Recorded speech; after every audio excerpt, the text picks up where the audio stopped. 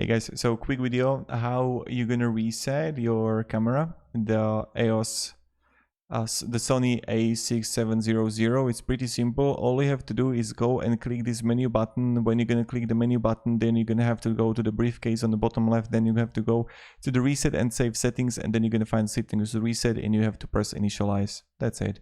So click menu, then go to briefcase on the bottom left.